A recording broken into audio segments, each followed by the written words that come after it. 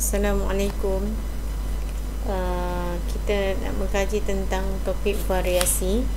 Apa itu variasi? Variasi adalah perbezaan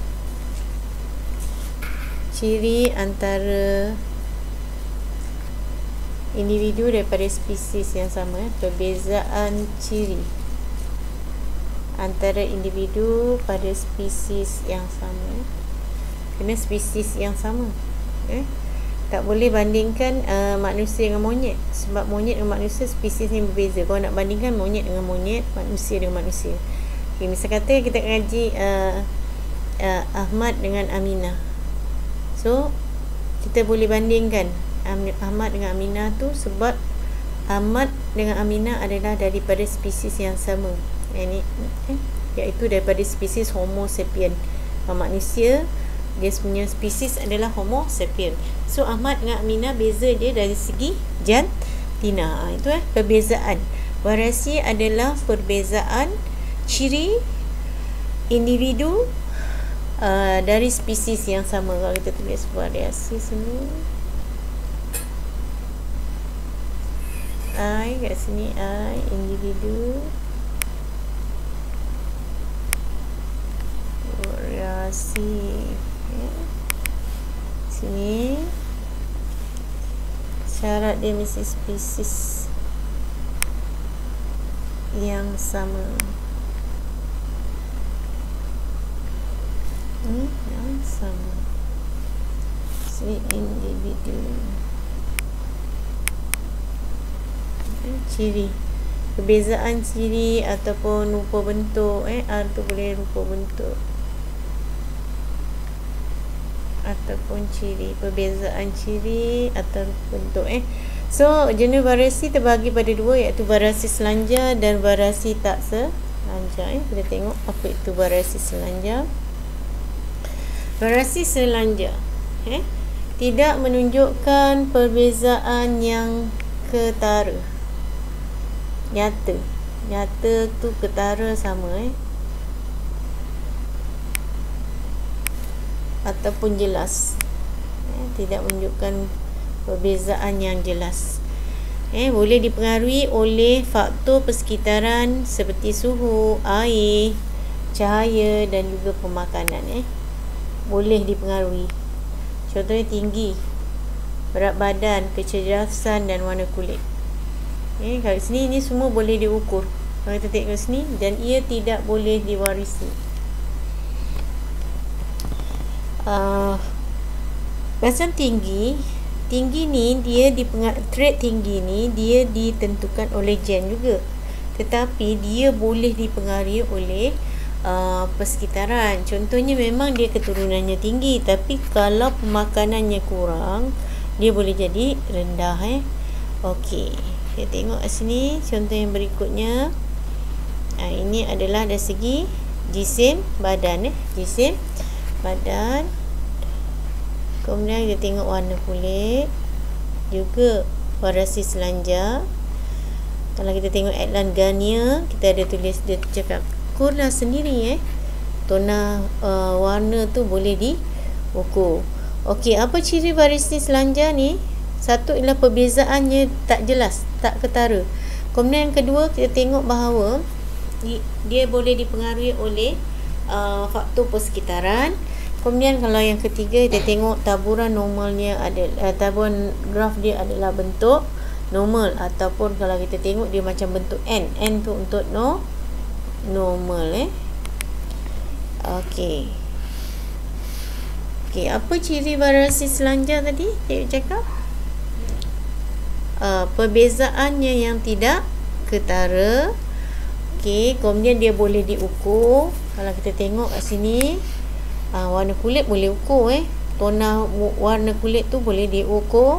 Kemudian kalau kita tengok jisim badan boleh diukur, ketinggian boleh diukur, IQ pun boleh diukur.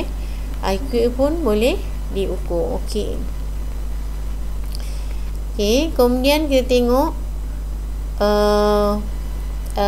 variasi tak selanjar pula.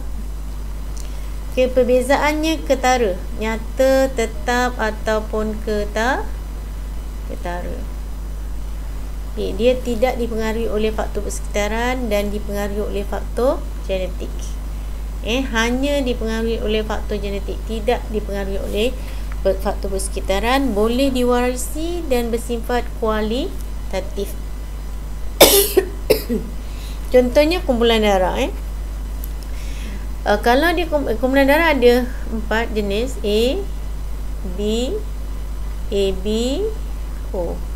Kalau orang tu daripada lahir dia darah O sampai dia mati dia adalah darah O, tak berubah. Kat mana dia pergi, dia makan apa pun, kumpulan darah dia sama saja. Warna mata, coklat ke biru ke, sama. Kebolehan menggulung lidah, boleh gulung lidah ataupun tak boleh gulung lidah, tetap sama. Cap ibu jari pun tetap sama. So variasi tak selanjar adalah perbezaan yang ketara, tidak dipengaruhi oleh faktor persekitaran, dipengaruhi oleh faktor genetik, boleh diwarisi dan bersifat kualitatif. Okey. Ini contoh.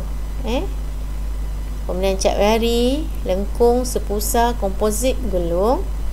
Kalau kita tengok graf dia berbentuk diskrit. Kalau nak ikut cara ingat, kita tengok kat sini, kita boleh buat huruf T. T maknanya tak. Tak apa? Tak apa? Dia punya ciri tak ni, pertama ialah perbezaannya adalah ketara. Lepas tu kekal. Keturunan. Keturunan. Ataupun faktor genetik boleh.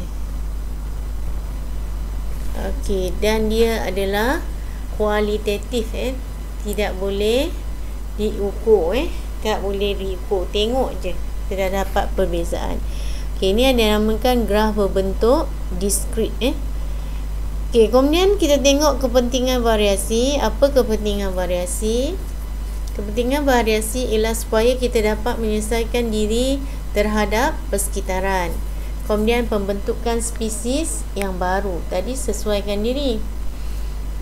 Kedua, pembentukan spesies yang baru melalui pemilihan semula jadi. Kemudian kita boleh saling kenal mengenal, membeza dan saling kenal mengenal, dan juga boleh membolehkan pembiakbakaan dijalankan bagi menghasilkan generasi baru yang mempunyai sifat-sifat yang baru. Itu adalah kepentingan variasi. Selain daripada itu juga dia adalah penting untuk penyamaran, untuk melindungi diri daripada pemangsa, dan juga untuk meningkatkan nilai tambah suatu haiwan dan juga tumbuhan melalui kejuruteraan genetik dan juga pembiakbakaan pilihan.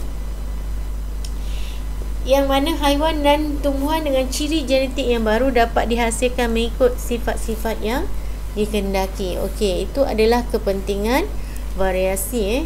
So variasi, kalau kita tengok variasi, apa kepentingan dia?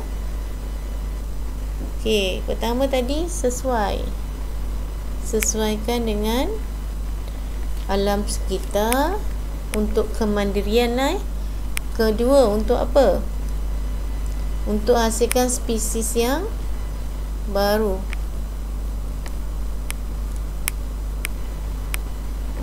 Hasilkan spesies yang baru. Tak kisahlah melalui kejuruteraan genetik ke, pembiakbakaan ke, ataupun melalui pemilihan pemilihan semula jadi tadi. Kemudian yang ketiga adalah melalui untuk tujuan kepentingan variasi untuk saling kenal mengenal, saling mengenali antara satu sama lain.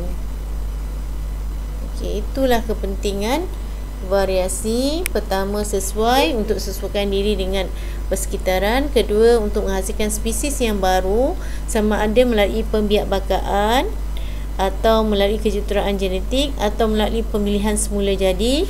Ketiga adalah untuk saling mengenali, dan keempat, jangan lupa untuk apa? Penyamaran. Samar penyamaran. Samar ataupun penyamaran, menyamar. Penyamaran. Okey. Kemudian kita tengok pula